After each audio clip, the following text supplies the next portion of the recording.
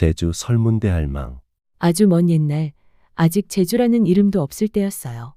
그때 이 바다에는 끝없이 깊은 물결과 여기저기 떠있는 작은 돌섬들만 있었어요.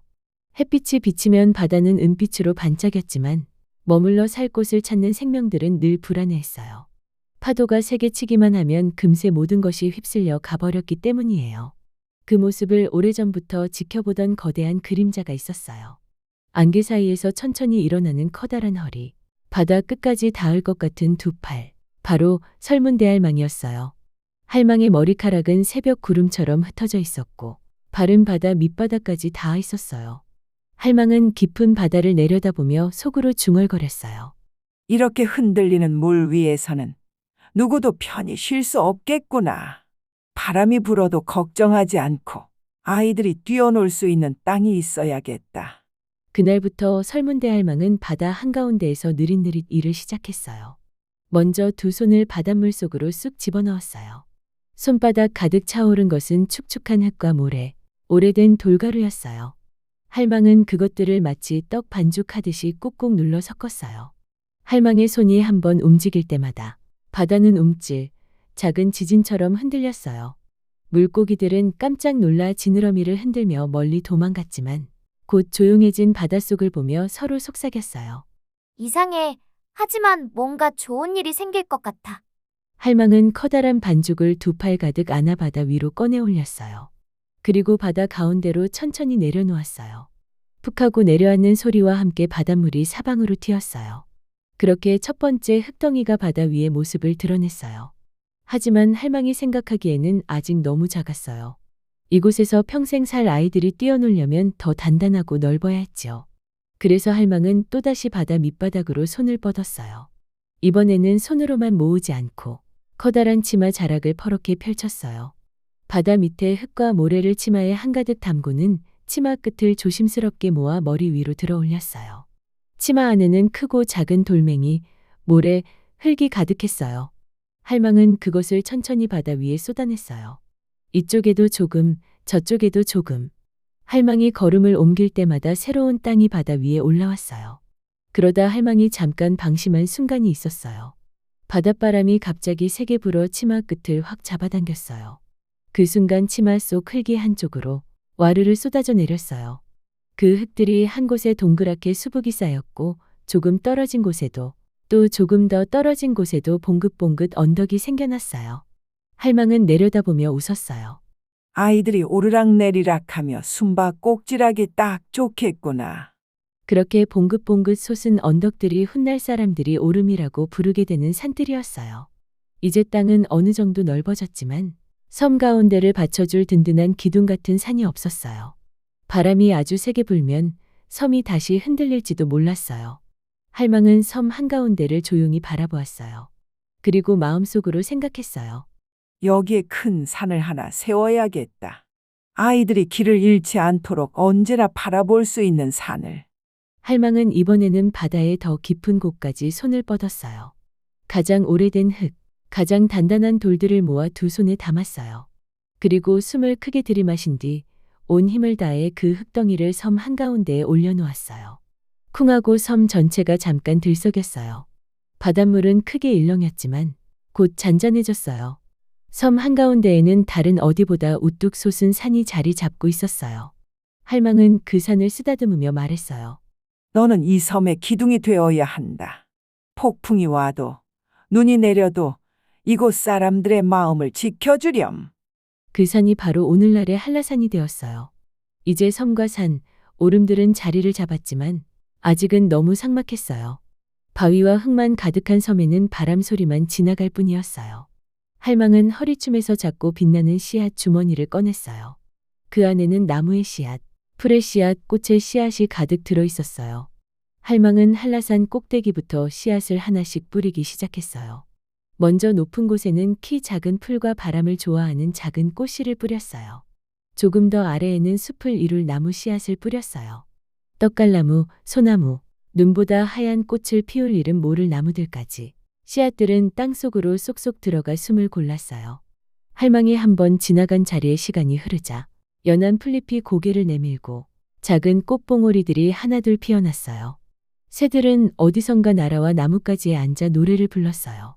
이제 이 섬에는 바람뿐 아니라 새소리와 나뭇잎 부딪히는 소리도 들리기 시작했어요. 할망은 이번에는 바다를 바라보았어요. 섬이 있어도 바닷길이 너무 거칠다면 사람들과 생명들이 다치기 쉽겠다고 생각했어요. 그래서 해안가로 내려와 발끝으로 바닷가를 살살 그었어요. 이곳에는 모래가 부드럽게 모이렴. 저곳에는 바위가 튀어나와 파도를 막아주렴. 할망이 발끝으로 한 번, 두 번 선을 긋자 어떤 곳에는 넓은 모래사장이 생겼어요. 아이들이 모래성을 쌓기도, 파도를 쫓으며 뛰어놀기도 좋은 자리였어요. 다른 곳에는 단단한 검은 돌들이 차곡차곡 쌓여 거친 파도가 와도 섬을 지켜주는 방패처럼 서 있었어요. 할망은 마지막으로 하늘을 올려다보았어요. 푸른 하늘, 바다, 초록빛 숲이 모두 제자리를 찾았지만 아직 이 섬을 걸어 다니며 웃고 떠들어줄 존재들이 없었어요. 할망은 섬 한가운데 평평한 자리에 살며시 주저앉았어요. 그리고 손에 흙과 바닷물을 조금씩 섞어 작은 반죽을 만들었어요. 이번에는 아주 작고 소중한 모양이었어요. 할망은 그 작은 흙덩이를 두 손으로 감싸며 말했어요. 바람의 숨, 바다의 노래, 숲의 향기를 조금씩 나눠줄게. 이 섬을 사랑하고 아끼는 마음도 함께 넣어줄게. 할망이 손을 천천히 펼치자 그 안에는 눈동자가 반짝이는 작은 아이들이 서 있었어요. 아이들은 처음 만나는 세상을 신기한 눈으로 둘러보며 물었어요. 여기는 어디예요? 우리는 어디서 온 거예요? 할망은 아이들을 한라산 방향으로 이끌며 말했어요. 이곳은 너희가 살아갈 섬이란다. 바다와 바람, 숲과 하늘이 모두 너희 친구가 되어줄 거야. 아이들은 모래사장을 밟아보았어요.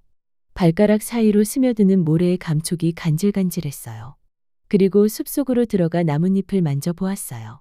부드러운 이파리, 거친 나무 껍질, 촉촉한 흙냄새가 코끝을 간지렸어요. 아이들은 웃으며 서로에게 말했어요. 할망이 우리에게 세상을 선물해 주었어. 우리는 이 섬을 잘 지켜야겠어.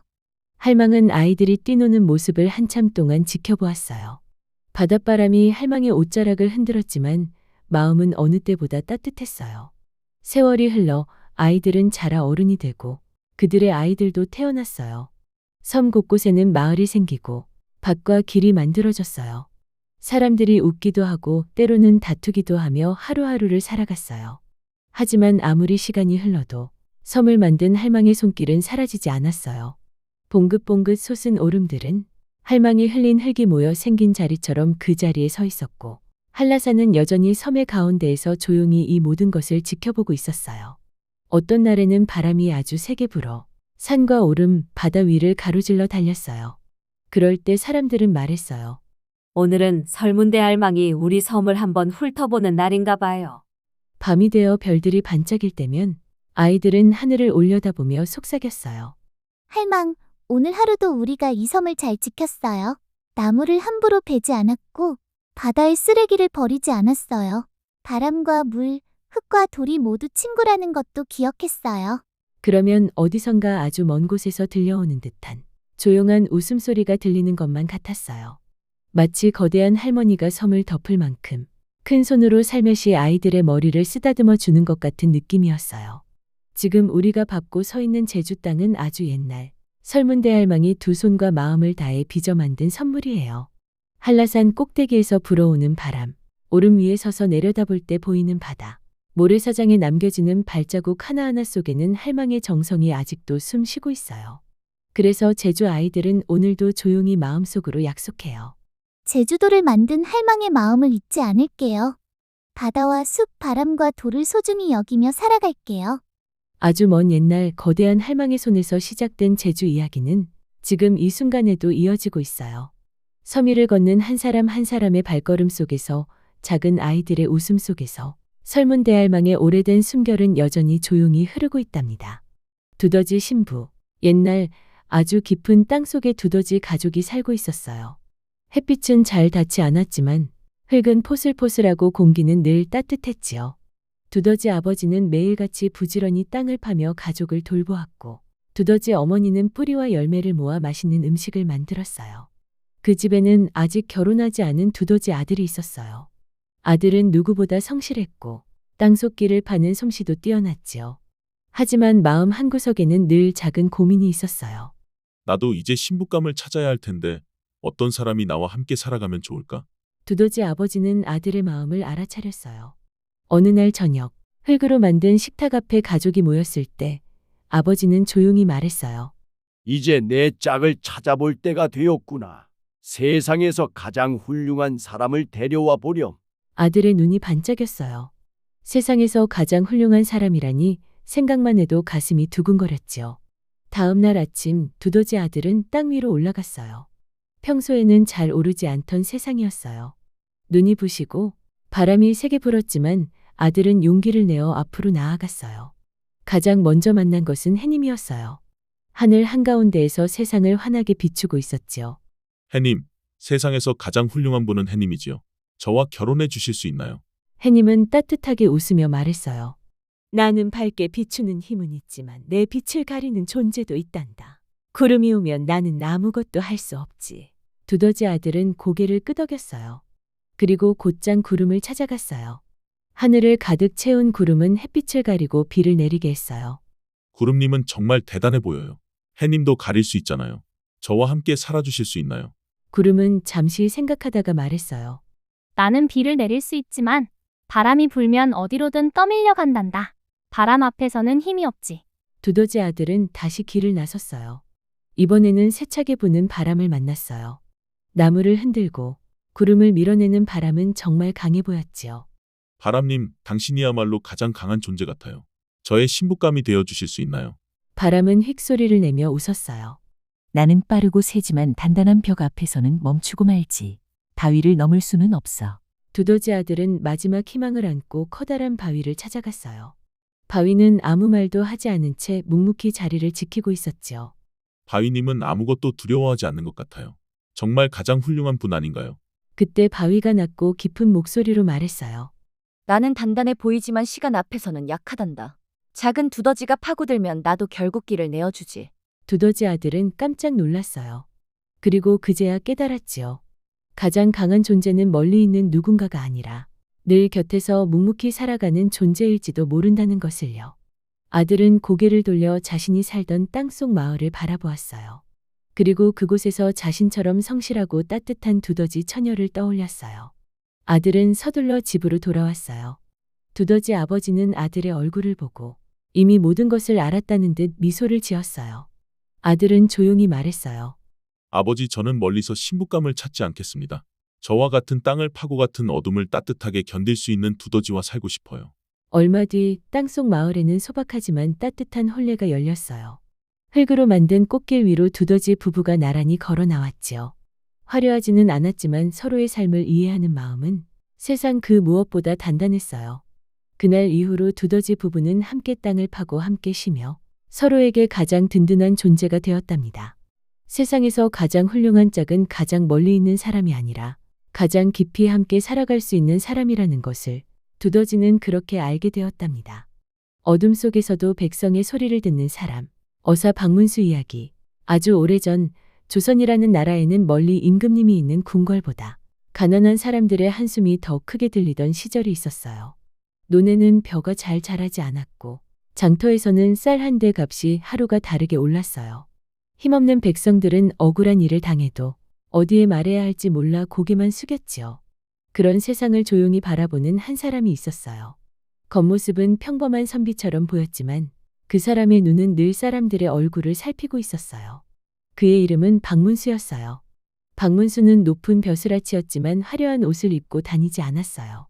비단 대신 소박한 옷을 걸치고 말 대신 두 다리로 길을 걸었지요.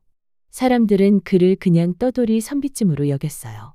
하지만 사실 박문수는 임금님의 명을 받아 몰래 지방을 살피는 사람이었어요. 이런 사람을 어사라고 불렀어요. 어사는 잘못을 바로잡고 억울한 사람의 이야기를 대신 들어주는 역할을 했지요. 하지만 어사라는 신분은 아무에게나 쉽게 드러낼 수 없었어요. 그래서 박문수는 늘 혼자 다녔고 낡은 지도를 품에 안고 마을과 마을을 조용히 지나갔어요. 어느 날 밤이었어요. 박문수는 작은 주막에서 하룻밤을 쉬고 있었어요. 밖에서는 비가 조용히 내리고 있었고 기와를 두드리는 소리가 마치 숨소리처럼 들렸지요. 그때 문 밖에서 낮은 울음소리가 들려왔어요. 아주 작고 하지만 오래 참고 터져나온 울음이었어요. 박문수는 자리에서 일어나 조심스럽게 문을 열었어요. 그 앞에는 아이를 업은 여인이 서 있었어요. 여인의 옷은 비에 젖어 무거워 보였고 아이의 얼굴은 열로 붉게 달아올라 있었어요. 여인은 말했어요. 마을 원님이 곡식을 빌려준다며 가진 논을 모두 빼앗아 갔고 이제 아이를 먹일 쌀조차 없다고 했지요. 말을 마친 여인은 더 이상 울 힘도 없는 얼굴이었어요. 박문수는 여인의 말을 끝까지 들었어요. 중간에 끼어들지 않았고 급하게 묻지도 않았어요. 그저 고개를 끄덕이며 그 이야기를 마음속에 차곡차곡 담았어요. 그리고 조용히 말했어요. 내일 아침 다시 이곳으로 오세요. 제가 할 수 있는 일이 있는지 살펴보겠습니다. 여인은 믿지 못하겠다는 얼굴이었지만 다른 선택도 없었어요. 그날 밤 박문수는 잠들지 못했어요. 등불 아래에서 기록을 살피고 지도 위에 작은 표시를 남겼어요. 이 마을에는 겉으로 드러나지 않은 깊은 어둠이 있다는 걸 느꼈거든요. 다음 날 박문수는 마을 원님이 사는 곳으로 향했어요. 이번에도 평범한 선비 차림이었지요. 원님은 처음에는 친절했어요. 웃으며 차를 내주고 말도 부드럽게 했어요. 하지만 박문수가 곡식 이야기, 논 이야기, 백성들의 사정을 하나씩 꺼내자 원님의 얼굴은 점점 굳어졌어요. 마침내 원님은 화를 숨기지 못하고 말했어요. 백성은 다스려야 할 존재일 뿐이라며 이 정도는 다들 참고 산다고 했지요. 그 말을 듣는 순간 박문수의 눈빛이 달라졌어요. 그는 천천히 옷 속에서 어사패를 꺼내 들었어요. 그 작은 패에는 임금님의 명이 담겨 있었어요. 원님은 그 자리에 무너졌어요. 말을 잇지 못했고 얼굴은 창백해졌지요. 하지만 박문수는 크게 꾸짖지 않았어요. 소리를 높이지도 않았어요. 그저 또렷하게 말했어요. 백성을 괴롭힌 것은 나라를 괴롭힌 것과 같습니다. 잘못을 바로잡지 않으면 더 큰 벌이 따를 것입니다. 그날 이후 마을에 빼앗긴 곡식은 돌아왔고 논도 제 주인을 찾았어요. 아이를 업고 울던 여인은 이제 아이의 손을 잡고 밝은 얼굴로 장터를 걸었지요. 며칠 뒤 박문수는 다시 길을 떠났어요. 마을 사람들은 그에게 고맙다는 인사를 하고 싶었지만 그는 이미 떠난 뒤였어요. 사람들은 말했어요. 어디선가 어사가 다녀갔다고. 하지만 그 얼굴을 기억하는 사람은 많지 않았어요. 박문수는 이름이 남는 것보다 사람들의 삶이 나아지는 것이 더 중요하다고 생각했거든요. 그는 다시 낡은 지도를 품에 안고 또 다른 마을로 향했어요. 그곳에도 아직 들리지 않은 이야기들이 기다리고 있을 테니까요. 이 이야기는 아주 오래전 이야기이지만 오늘을 사는 우리에게도 조용히 말을 건네고 있어요. 힘없는 사람의 이야기를 끝까지 들어주는 마음, 눈에 띄지 않아도 옳은 일을 선택하는 용기, 어둠 속에서도 작은 목소리를 외면하지 않는 것. 그것이 바로 어사 박문수가 남긴 가장 큰 가르침이었어요.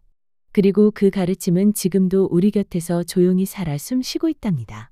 은혜 갚은 까치. 산과 들이 포근하게 둘러싸인 작은 마을 한가운데 조용하지만 따뜻한 기운이 흐르는 초가집이 있었어요. 그 집에는 마음이 고운 젊은 나무꾼이 살고 있었지요.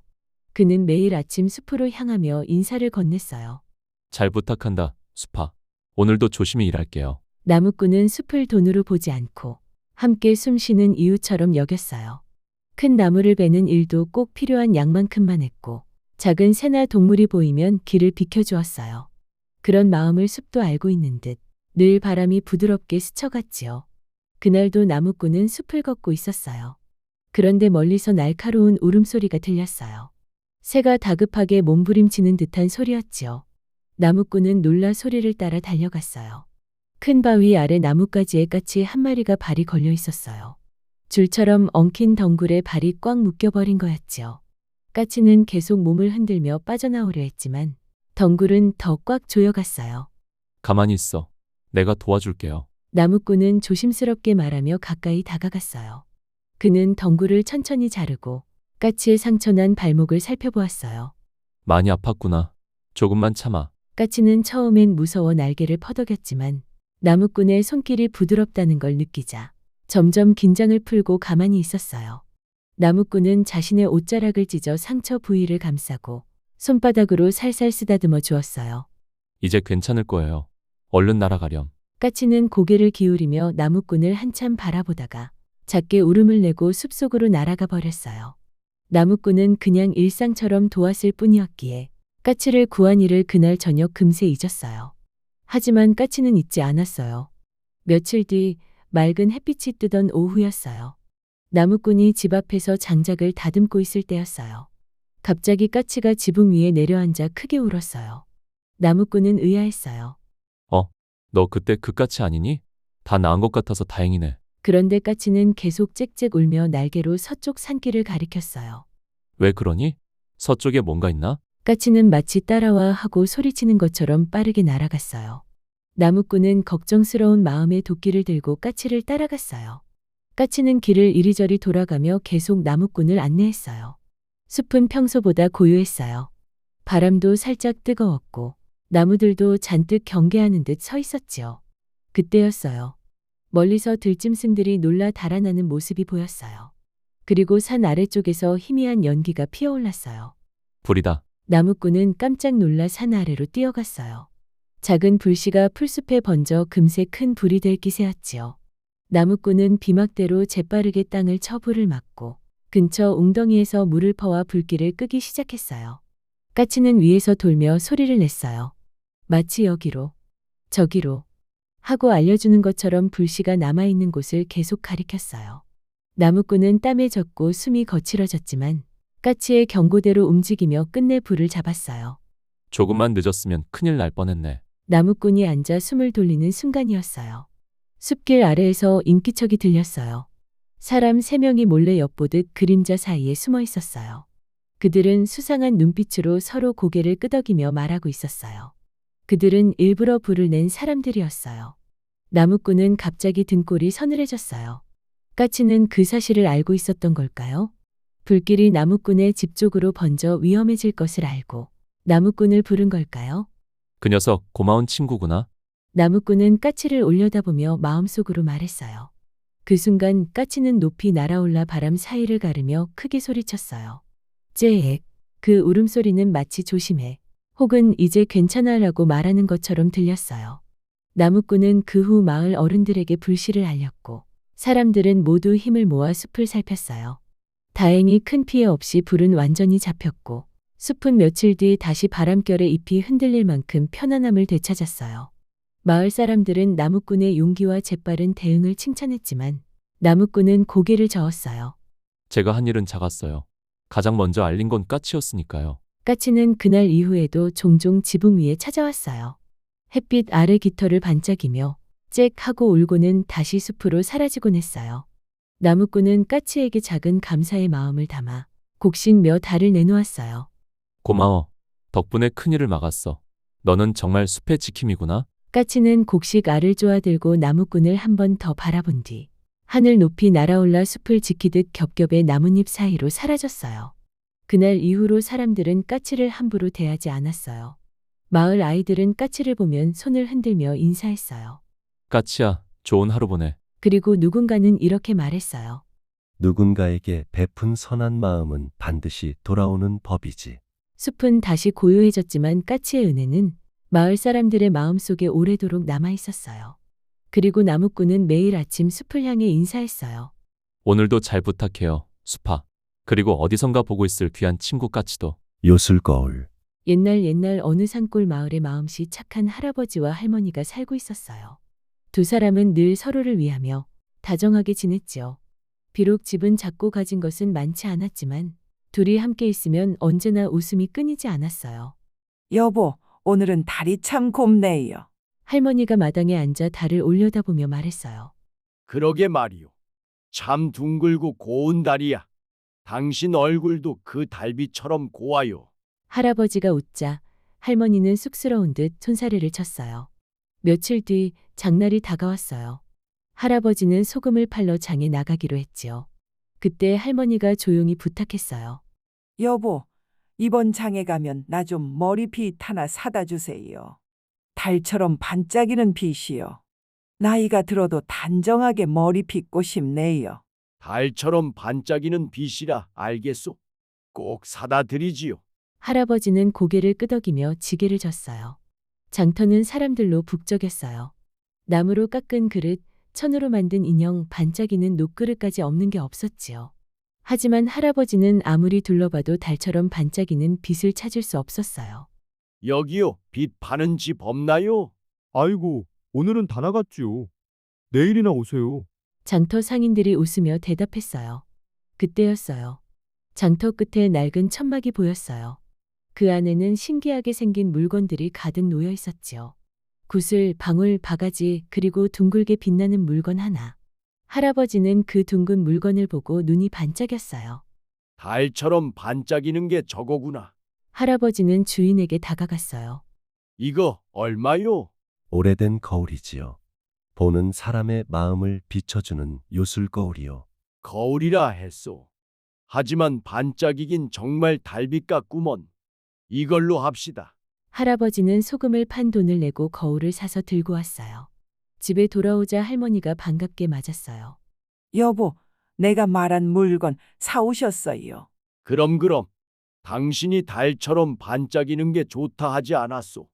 이리 봐요. 할아버지는 조심스레 보자기를 풀었어요. 그런데 빛 대신 둥근 거울이 반짝였지요. 아이고, 이게 뭐예요? 빛이 아니라 거울이잖아요. 아니, 장터에 그 달빛처럼 반짝이는 빛이 없다 해서 그 대신 반짝이는 걸 샀지요. 할머니는 처음엔 허탈했지만 거울 속에 비친 자신을 보고는 웃음이 났어요. 참, 이 늙은 얼굴이 다 보이네요. 근데 이상하게 이 거울은 조금 따뜻한 기운이 느껴지네요. 할아버지도 고개를 끄덕였어요. 그 주인이 말하길 마음을 비추는 요술 거울이라 하더이다. 그날 밤 할머니는 거울을 벽에 걸어두고 잠이 들었어요. 그런데 한밤중 거울 속에서 은은한 빛이 새어나왔어요. 달빛과 꼭 닮은 부드러운 빛이었지요. 할머니는 눈을 비비며 거울을 바라봤어요. 그 안에는 젊은 시절의 자신이 미소 짓고 있었어요. 이게 뭐람, 꿈인가요? 거울 속의 젊은 할머니는 부드럽게 말했어요. 마음이 고운이는 나이를 넘어 빛나는 법이요. 그 다음 날부터 신기한 일이 일어났어요. 거울을 본 사람마다 마음이 따뜻해지는 거예요. 옆집 안악은 싸우던 이웃에게 먼저 사과했고, 장에 가던 아저씨는 노인을 부축하며 길을 건넜어요. 사람들은 모두 이상하다고 했지만 할머니는 알고 있었어요. 그건 단순한 거울이 아니라 마음의 모습을 비추는 거울이라는 걸요. 며칠 뒤 부잣집 아주머니가 소문을 듣고 찾아왔어요. 그 거울 좀 빌려주실 수 있을까요? 제 얼굴이 요즘 예전 같지가 않아서요. 할머니는 웃으며 빌려주었어요. 하지만 부잣집 아주머니가 거울을 보자 거울이 점점 어두워졌어요. 거울 속에는 얼굴이 아닌 검은 구름이 비쳤지요. 이게 뭐야? 왜 내 얼굴이 안 보여? 거울은 겉모습이 아니라 마음을 비추나 봅니다. 할머니의 말에 아주머니는 부끄러워 얼굴을 붉혔어요. 그날 이후 아주머니는 마을 사람들에게 조금 더 따뜻해졌어요. 시간이 흘러 어느 봄날 할아버지는 장터에서 또 이상한 상인을 만났어요. 그 거울은 잘 쓰고 있나요? 예, 덕분에 마을이 한결 평화로워졌지요. 그 거울은 달의 마음을 품은 것이요. 보는 이의 마음이 밝으면 달처럼 빛나고 어두우면 그림자만 비춘다오. 그럼 이건 달의 조각 같은 거군요. 하하, 맞아요. 당신의 착한 마음이 거울을 빛나게 하는 것이지요. 그날 밤 할아버지와 할머니는 마루에 앉아 거울을 바라보았어요. 거울 속에는 두 사람의 얼굴과 그 뒤로 둥근 달이 비쳤지요. 여보, 우리가 이렇게 함께 늙어가도 좋네요. 그래요, 당신 덕분에 내 마음은 언제나 밝아요. 거울 속의 달빛이 점점 퍼지더니 마당 가득 환한 빛으로 번졌어요. 그 빛은 지붕 위로 산 너머로 흘러가 온 마을을 비추었어요. 그날 이후 마을 사람들은 서로의 얼굴을 볼 때마다 마음속 거울을 떠올렸어요. 나는 지금 어떤 마음으로 이 사람을 보고 있나? 그 질문 하나로 다툼도 줄고 웃음이 늘었지요. 세월이 더 흘러 할아버지와 할머니는 천천히 늙어갔어요. 그들의 집에는 여전히 그 거울이 걸려 있었고 거울 속에는 두 사람의 미소와 둥근 달빛이 함께 반짝였답니다. 마을 사람들은 지금도 이렇게 말한답니다. 달빛은 하늘에만 있지 않아요. 마음이 고운 사람의 집에는 언제나 달빛이 머물지요. 방귀쟁이 며느리. 옛날 어느 마을에 웃음이 끊이지 않는 집이 있었어요. 그 집에는 인심 좋은 노부부가 살고 있었지요. 두 분은 하루하루 고된 밭일을 하면서도 서로를 아끼며 새벽마다 산새에게 인사를 건넸어요. 하지만 한 가지 걱정이 있었어요. 아이고, 우리 아들 장가 좀 보내야겠구먼. 노인은 늘 밭에서 쟁기를 밀며 한숨을 쉬었지요. 그러게 말이에요. 우리 아들이 마을 일은 척척하지만 정작 인연을 못 만났으니. 할머니도 웃으며 고개를 끄덕였어요. 그런데 어느 봄날 먼 마을에서 소문이 들려왔어요. 산 너머 마을에 부지런하고 착한 처녀가 있다더라. 그 소문을 들은 노부부는 마음이 설렜어요. 그리고 며칠 뒤 그 처녀가 정말 며느리로 오게 되었답니다. 새 며느리는 참으로 싹싹하고 부지런했어요. 닭이 울기 전에 일어나 마당을 쓸고 아침밥을 지을 땐 밥 냄새가 집 안 가득 퍼졌지요. 시어머니는 손을 꼭 잡으며 말했어요. 아이고, 이런 며느리를 어디서 구했을까? 내가 우리 복덩이다. 하지만 며느리에게는 남모를 걱정거리가 하나 있었어요. 그건 바로 방귀가 너무 세다는 것. 조금만 웃어도 뿡, 조금만 놀라면 뿡뿡. 심지어 재채기를 하면 뿡 하고 울릴 정도였지요. 그래서 며느리는 언제나 배를 꼭 누르며 조심조심 숨을 참았어요. 이걸 알면 시어머니께서 얼마나 놀라실까. 그 생각만 해도 얼굴이 빨갛게 달아올랐어요. 어느 날 마을 잔칫날이었어요.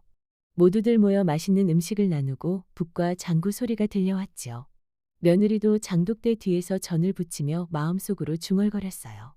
제발 오늘 하루만 조용히 지나가자, 제발. 그런데 그때 큰 소리가 났어요. 며느라가야, 찹쌀가루 좀 더 가져오너라. 시어머니가 부르셨지요. 놀란 며느리가 허둥지둥 일어서다가 그만 바닥에 걸려 넘어졌어요. 그 순간 뿡! 온 마을이 조용해졌어요. 바람이 멎고 닭이 울음을 멈추었어요. 아이들이 킥킥 웃음을 터뜨렸고 잔치상에 있던 어른들은 서로를 보며 입을 가렸어요.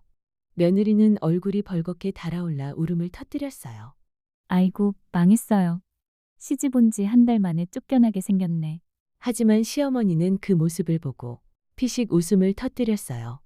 아이고야, 방귀 하나 가지고 울 일 있느냐. 사람 사는데 부끄러움이 어디 있니? 그게 뭐 어때서 다들 웃고 넘어가면 되지. 그리고는 큰 소리로 외쳤어요.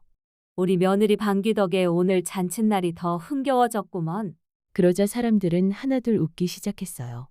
그래. 이 집은 방귀도 복 터지는 집이구먼. 맞아요. 집에 웃음이 가득하면 그게 제일 복이에요.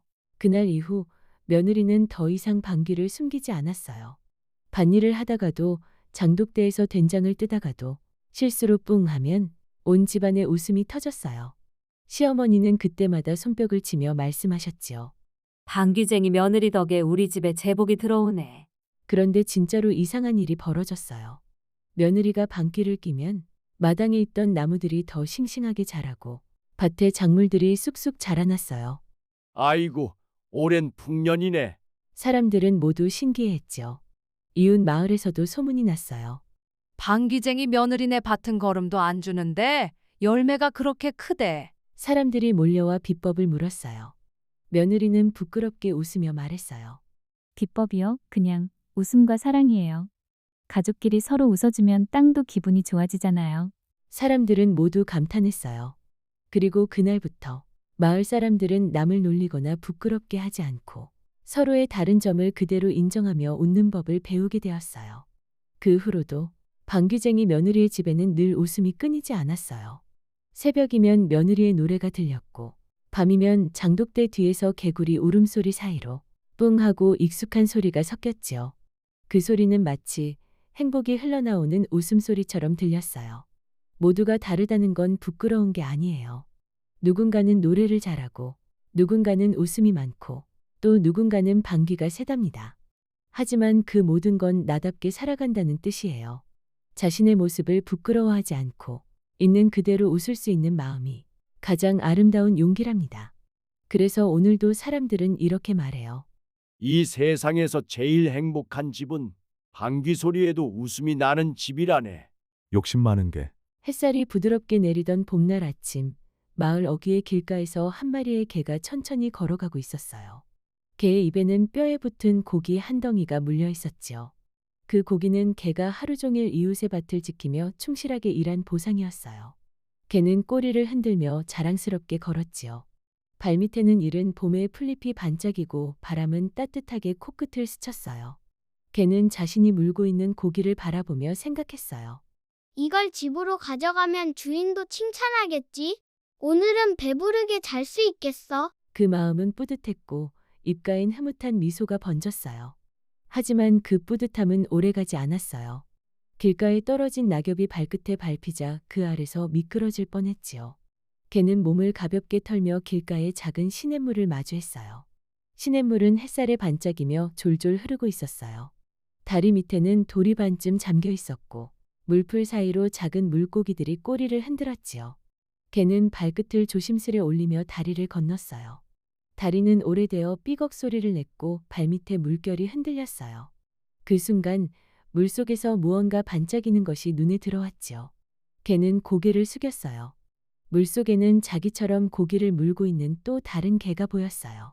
맑은 물 위로 2개의 눈, 2개의 코, 그리고 2개의 맛있는 뼈고기가 반짝였어요. 개의 눈동자가 커졌어요. 저 녀석이 물고 있는 게 내 것보다 커 보이는데 저걸 빼앗으면 난 2개를 가질 수 있잖아. 욕심이 번개처럼 마음속을 훑고 지나갔어요.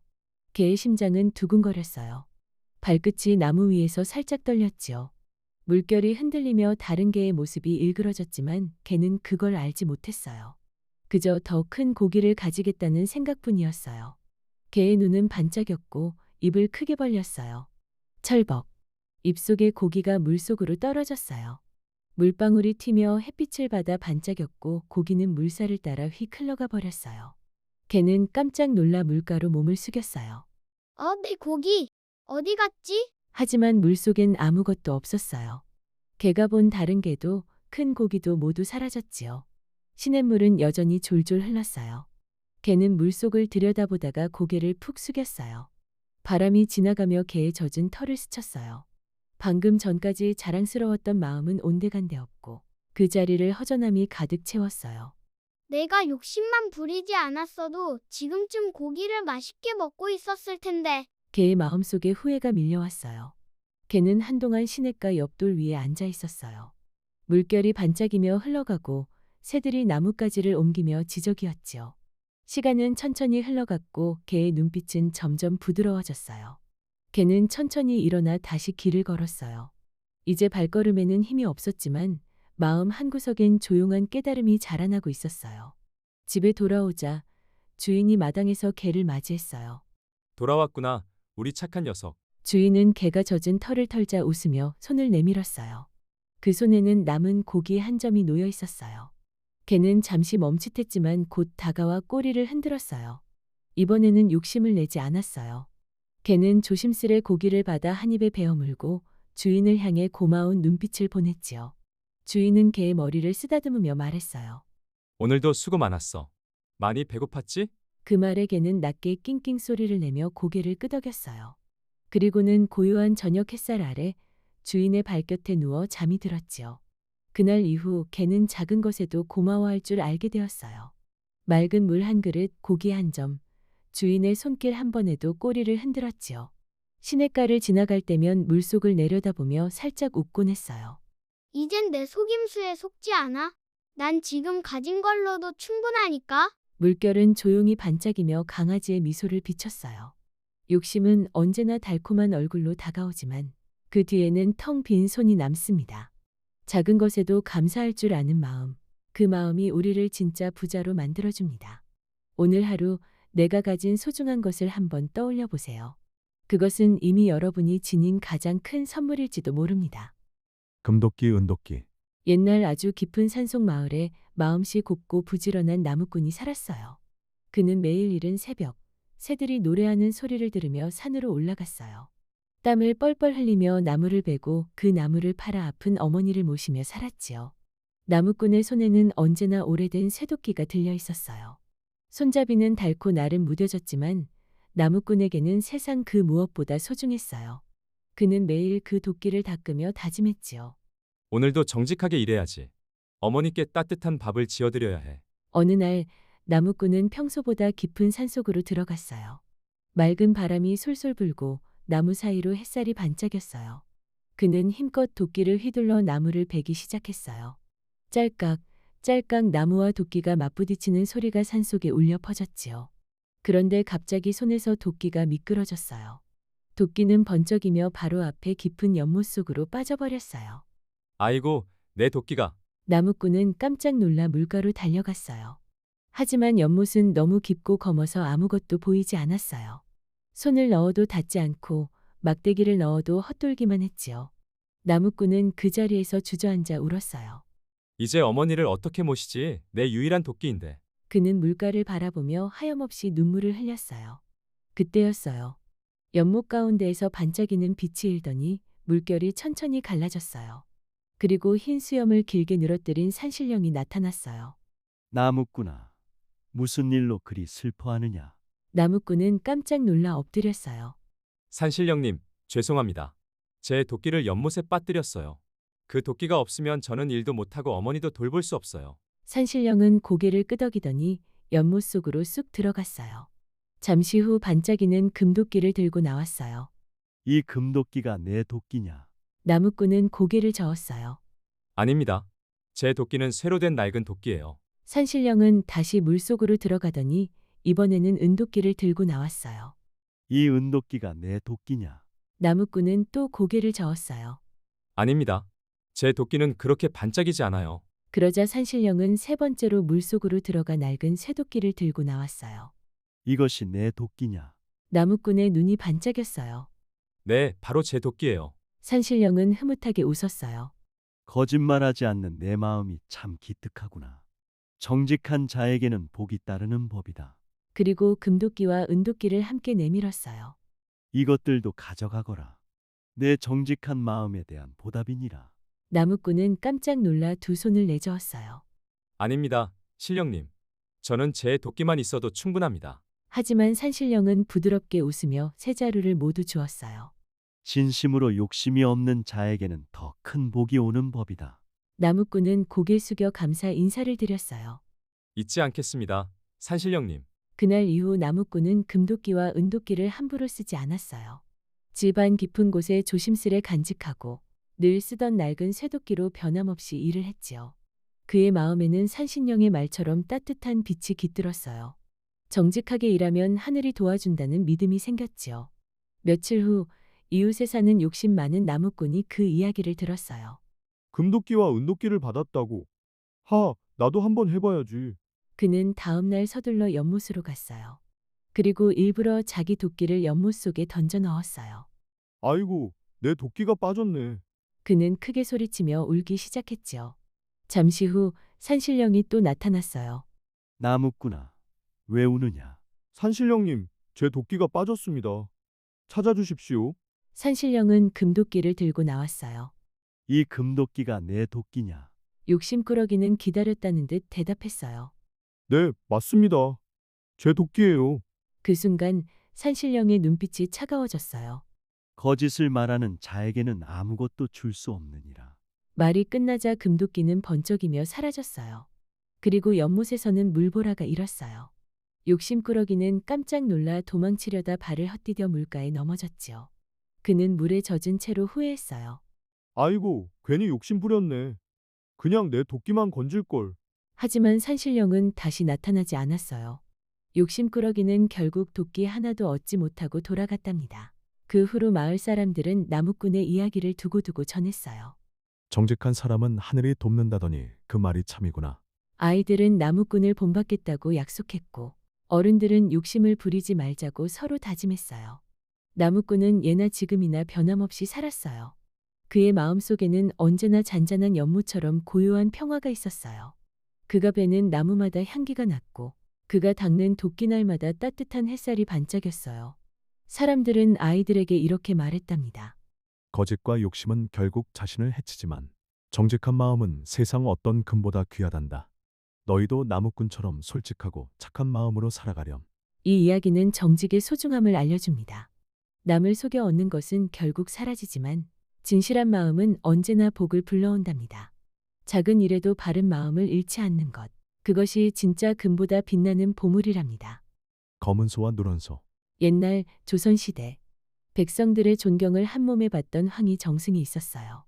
그는 언제나 남의 말을 끝까지 들어주었고 작은 일에서도 큰 가르침을 찾을 줄 아는 지혜로운 분이었지요.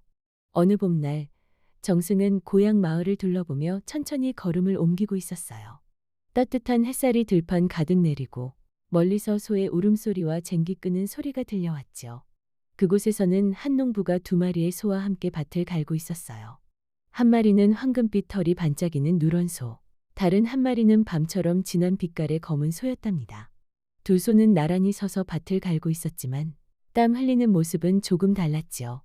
농부여, 저기 2 소가 함께 밭을 가는구나. 보아하니 참으로 부지런해 보이는데 어느 소가 일을 더 잘하느냐. 갑작스러운 물음에 농부는 당황한 듯 잠시 눈을 굴리며 2 소를 번갈아 보았어요. 검은 소는 힘차게 흙을 파헤치고 있었고 누런 소는 조금 느려 보이지만 꾸준히 발을 옮기고 있었지요. 허헉, 정승 어른께 솔직히 말씀드려야 하나. 검은 소도 열심히 하지만 사실은 누런 소가 더 성실하지. 하지만 검은 소가 듣는다면 기분이 상하지 않을까? 농부는 한참 망설이다가 조심스레 황희 정승 가까이 다가갔어요. 그리고는 다른 소가 듣지 못하도록 목소리를 낮추어 속삭였지요. 정승 어르신, 사실은 누런 소가 더 꾸준하고 일을 잘합니다. 허나 검은 소가 혹여 제 말을 알아듣고 서운해하면 어쩌나 싶어 감히 큰 소리로는 말씀드리지 못하겠습니다. 황희 정승은 순간 놀란 듯 눈을 크게 떴어요. 소는 말 못하는 짐승인데도 농부가 이렇게까지 마음을 헤아리고 있다는 사실에 감동이 밀려왔지요. 옳다. 짐승이라도 함께 땀 흘리며 살아가는데 한쪽만 칭찬하고 다른 쪽은 외면한다면 그 마음이 다칠 수 있지. 그대의 마음 씀씀이가 참으로 귀하고도 깊구나. 농부는 부끄러웠지만 따뜻한 웃음을 지었고 소 2마리는 여전히 묵묵히 밭을 갈아 나갔어요. 마치 서로의 고생을 알고 있다는 듯 발걸음이 조금 더 가지런해진 듯 보였지요. 그날 이후 황희정승은 백성의 작은 말에도 더욱 귀를 기울였다고 해요. 농부의 따뜻한 배려심이 오랫동안 마음에 남았던 것이지요. 사람의 크고 작은 말 속에도 뜻이 있고 겉으로 보이지 않는 정성 속에 진정한 지혜가 숨어 있구나. 나는 이 마음을 잊지 않고 나라 일을 돌보리라. 겉으로 드러나는 힘이나 빠름보다 서로를 배려하는 따뜻한 마음과 꾸준함이 더 큰 힘이 된답니다. 작은 배려가 큰 사랑으로 자라나듯 우리도 누군가의 마음을 헤아리는 사람이 되면 좋겠습니다. 전래동화 우렁각시. 옛날 푸른 산과 맑은 시냇물이 흐르는 작은 마을에 한 총각이 살고 있었어요. 그는 가진 것은 많지 않았지만 누구보다 성실하고 착한 마음을 지니고 있었지요. 아침 해가 뜨면 논으로 나가고 달빛이 들면 집으로 돌아와 홀로 밥을 짓곤 했답니다. 아이고, 하루 종일 일했더니 허리가 뻐근하네. 집안일도 해야 하는데 언제쯤 편히 쉴 수 있으려나. 총각은 밭을 가꾸느라 늘 지쳐 있었지만 불평하지 않았어요. 그의 손은 굳은 살로 가득했고 옷은 흙투성이었지만 마음만큼은 누구보다 맑고 깨끗했지요. 그러던 어느 날 신기한 일이 일어나기 시작했어요. 총각이 집에 돌아오면 늘 어질러져 있던 방 안이 말끔히 치워져 있었고 밥솥에서는 따끈한 김이 피어올라 향긋한 냄새가 온 집안을 감쌌지요. 상위에는 갓 지은 밥과 김이 모락모락 나는 국, 따뜻한 반찬까지 가지런히 차려져 있었답니다. 이게 대체 어찌 된 일이람. 내가 분명 집을 어질러 놓았는데 이런 밥상은 누가 차려준 거지? 며칠을 지켜보아도 같은 일이 반복되자 총각은 마음속 깊이 궁금해졌어요. 그래서 어느 날 해가 저물 무렵 살금살금 집 뒤에 숨어 기다리기로 했지요. 바람이 잔잔히 불고 풀벌레 소리가 귀뚜라미처럼 맴돌던 그때 하얀 조개 껍질이 번쩍 빛나며 열리더니 그 안에서 고운 여인이 걸어 나오는 것이 아니겠어요.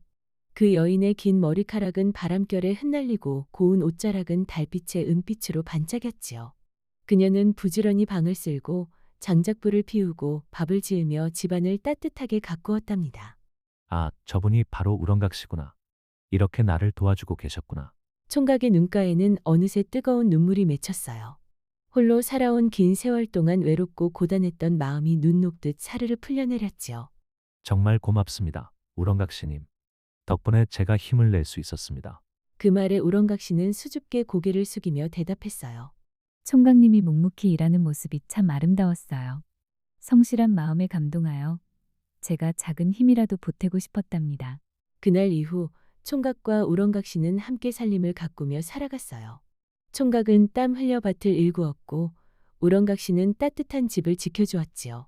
두 사람은 서로에게 힘이 되어 웃음을 잃지 않았습니다. 마을 사람들은 둘의 삶을 보고 이렇게 말했답니다.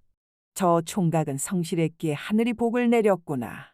우렁각시 같은 벗을 얻다니 참 부럽네. 이처럼 착하고 성실한 마음은 결국 누군가의 따뜻한 마음을 불러오게 된답니다. 우리도 우렁각시처럼 누군가를 위해 기꺼이 손 내밀 수 있는 따뜻한 사람이 되어보면 어떨까요? 전래동화 요술 항아리. 옛날 옛적 깊은 산골짜기에 작은 초가집 하나가 있었습니다.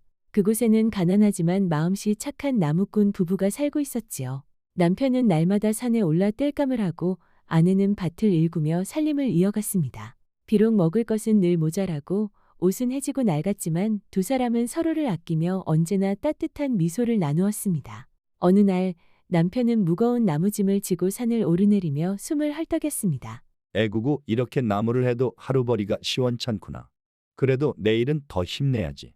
그 순간 바위 옆에서 희미하게 반짝이는 무언가가 눈에 들어왔습니다. 가까이 다가가 보니 오래되고 낡은 항아리 하나가 놓여 있었습니다. 겉모습은 평범했지만 이상하게도 환한 빛이 살짝 새어나오고 있었습니다. 남편은 고개를 갸웃거리며 항아리를 들어 올렸습니다. 이런 항아리가 왜 산속에 있지? 집에 가져가면 물이라도 담아 쓸 수 있겠군. 그렇게 남편은 항아리를 집으로 가져갔습니다. 집에 들어서자마자 놀라운 일이 벌어졌습니다. 항아리 안에서 반짝이는 동전이 한 움큼 쏟아져 나온 것이었습니다. 어머나, 여보, 이게 다 뭐예요? 나도 모르겠어. 그냥 항아리를 들고 왔을 뿐인데.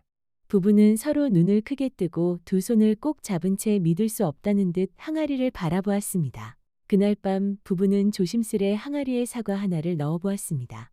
그러자 톡 소리와 함께 똑같은 사과가 항아리에서 튀어나왔습니다. 정말 똑같은 사과예요. 이건 요술 항아리인가 봐요. 그렇다면 쌀을 넣어봅시다. 쌀 한 줌을 넣자 어느새 쌀이 두 줌으로 불어났습니다. 부부는 기쁨에 겨워 서로를 끌어안았습니다. 그 뒤로 부부는 항아리를 꼭 필요한 데에만 쓰며 살림을 조금씩 나아지게 했습니다. 항아리 덕분에 집안 곳간은 차츰 차고 따뜻한 밥 냄새가 늘 풍겨나왔습니다. 부부는 이 복은 감사히 쓰되 절대로 욕심을 부리지 말자 하고 다짐했습니다. 한편 이웃 마을에는 욕심 많고 성질 고약한 부자가 살고 있었습니다. 부자는 남의 집을 기웃거리며 부부의 집 살림이 하루가 다르게 나아지는 것을 보고 의심을 품었습니다. 분명히 뭔가 비밀이 있군. 내가 반드시 알아내서 내 것이 되게 하리라. 결국 부자는 몰래 숨어들어 항아리에서 사과와 쌀이 늘어나는 모습을 엿보고 말았습니다. 부자는 눈이 번쩍 뜨이며 속으로 외쳤습니다. 허허, 이게 바로 더 큰 부자가 될 수 있는 비밀이로군. 그는 한밤중에 항아리를 빼앗아 자기 집으로 가져가 버렸습니다. 부자는 항아리에 금덩이를 넣었습니다. 그러자 똑같은 금덩이가 튀어나왔습니다. 좋아, 이번엔 더 큰 걸 넣어보자. 부자는 보물, 비단 옷, 맛있는 음식들을 마구 항아리에 넣으며 탐욕을 멈추지 않았습니다. 항아리 속에서는 끝없이 같은 물건들이 쏟아져 나왔습니다. 그러던 어느 날 부자에게 호기심이 발동했습니다. 안에 도대체 뭐가 있길래 이렇게 나오지? 직접 들여다보면 알 수 있겠지. 부자가 고개를 항아리 속에 깊이 들이밀자 갑자기 강한 힘이 그를 끌어당겼습니다. 소리를 지를 새도 없이 부자는 항아리 속으로 쑥 빨려 들어가 버렸습니다. 그리고 다시는 나오지 못했습니다. 그 뒤로 착한 부부는 욕심의 무서움을 똑똑히 알게 되었습니다. 부부는 항아리를 마을 사람들과 함께 나누었으며 모두가 함께 풍족하게 살았습니다. 배고픈 아이들에게는 밥을 나누어 주고 옷이 없는 이웃에게는 새 옷을 나누어 주었지요. 마을 사람들은 욕심은 화를 부르고 나눔은 복을 부른다 라고 한 목소리로 말했습니다. 그리하여 그 마을은 오래도록 따뜻하고 행복한 곳으로 남게 되었습니다. 호랑이 형님. 옛날 옛적 안개가 산허리를 감싸던 깊은 산골짜기에 한 어미 호랑이와 새끼 호랑이가 살았어요. 어미 호랑이는 언제나 새끼를 품에 안고 다정히 말하곤 했어요. 우리 아가, 세상에는 사람도 많고 짐승도 많단다. 하지만 욕심이 많으면 무서운 짐승이 되는 법이야. 새끼 호랑이는 어미의 말을 들으며 고개를 끄덕였어요. 하지만 어미 호랑이는 병이 깊어 어느 겨울 끝자락에 조용히 눈을 감았어요. 남겨진 새끼 호랑이는 외로웠지만 산의 새들과 바람과 친구가 되었어요. 그렇게 계절이 여러 번 바뀌고 어느덧 커다란 호랑이가 되었지요. 호랑이는 세상에서 자신이 제일 강한 줄 알았어요. 자신의 발자국 아래 나뭇가지가 부러지고 짐승들이 놀라 달아나는 걸 자랑스럽게 여겼어요. 어느 날 산 아래 마을에서 풍겨오는 고소한 냄새가 코끝을 간지렸어요. 호랑이는 눈을 반짝이며 중얼거렸어요. 이게 무슨 냄새지? 고기 냄새도 아니고 달고 짭짤하고 이상하네. 그 냄새는 바로 된장찌개 냄새였어요. 호랑이는 조심스레 마을로 내려갔어요. 그곳에는 사람들의 웃음소리가 가득했어요. 호랑이는 몰래 담벼락 너머를 보다가 어린 소년이 된장을 휘저으며 노래 부르는 모습을 봤어요. 된장찌개 보글보글 냄새 좋다. 우리 엄마 최고야. 그 노래소리를 듣는 순간 호랑이의 마음속 어딘가가 따뜻해졌어요. 하지만 동시에 배가 고파 꼬르륵 소리가 났지요. 소년이 고개를 돌리며 깜짝 놀랐어요. 어머니, 호랑이에요. 호랑이는 순간 당황해서 뒤로 물러섰어요. 그런데 이상하게도 그 집 앞에는 겁내는 대신 호기심 어린 눈빛으로 호랑이를 바라보는 노부부가 있었어요. 아이고, 저 불쌍한 짐승 봐라. 배가 고픈 게지. 그려, 산이 메말라 짐승들도 내려오는구먼. 할머니는 따뜻한 된장국 한 그릇을 내밀었어요. 호랑이는 조심스레 냄새를 맡더니 혀로 살짝 핥았어요. 짭조름한 맛이 혀끝에 퍼지자 눈이 동그래졌어요. 와, 세상에 이런 맛이 다 있구나. 그날 이후로 호랑이는 종종 그 집 근처로 내려왔어요. 처음엔 음식을 얻으러 왔지만 점점 노부부의 이야기를 듣는 게 좋아졌어요. 사람이든 짐승이든 서로 도와야 사는 거야. 그래야 겨울도 외로움도 이길 수 있지. 호랑이는 그 말을 들으며 마음이 따뜻해졌어요. 그리고 스스로 다짐했어요. 이제부터는 아무도 해치지 않겠어. 나도 누군가를 지켜주는 호랑이가 될 거야. 그러던 어느 봄날 마을에 큰일이 닥쳤어요. 산 위에서 비가 쏟아져 내려 산사태가 일어난 거예요. 노부부의 집이 있는 골짜기로 흙더미가 쏟아졌지요. 사람들은 겁이 나서 도망쳤지만 호랑이는 달랐어요. 그는 굉음을 내며 돌덩이를 밀어내고 무너지는 나무를 몸으로 막았어요. 호랑이 형님, 조심해요. 그 말에 호랑이는 힘을 더 냈어요. 눈앞이 흙먼지로 가득했지만 노부부의 집 앞을 꼭 지켜냈어요. 비가 멎고 해가 떠오를 때 사람들은 놀라운 광경을 봤어요. 무너진 흙더미 속에서 호랑이가 노부부를 등에 업은 채 쓰러져 있었어요. 숨은 가쁘고 눈빛은 희미했지만 얼굴엔 평화로운 미소가 있었어요. 호랑이야, 내가 우리를 살렸구나. 이 은혜를 어찌 갚을꼬. 그날 이후 사람들은 그 호랑이를 호랑이 형님이라 불렀어요. 무서운 산짐승이 아니라 마을을 지켜준 고마운 존재로 기억하게 된 거예요. 그 후로도 아이들은 산을 바라보며 말했어요. 호랑이 형님은 지금도 저 산 꼭대기에서 우리를 지켜보고 있을 거야. 바람이 불면 산새들이 노래하고 그 소리는 마치 호랑이 형님의 마음처럼 따뜻하게 울렸어요. 시간이 흘러 세월이 바뀌어도 그 이야기는 마을마다 전해졌어요. 무섭던 호랑이도 따뜻한 마음을 품을 수 있다는 이야기, 힘이 센 자가 아닌 마음이 착한 이가 진짜 강한 자라는 이야기로 남았어요. 밤이 되면 마을의 아이들은 그 이야기를 들으며 잠이 듭니다. 호랑이 형님이 내려다보는 산자락 아래에서 따뜻한 꿈을 꾸며 이렇게 말하죠. 호랑이 형님, 고마워요. 우리도 착한 마음으로 살게요. 그리하여 오늘도 산은 조용히 숨쉬고 달빛은 그 위로 부드럽게 내려앉습니다. 세상을 지켜주는 건 힘이 아니라 마음이라는 걸 호랑이 형님은 지금도 우리에게 가르쳐 주고 있답니다.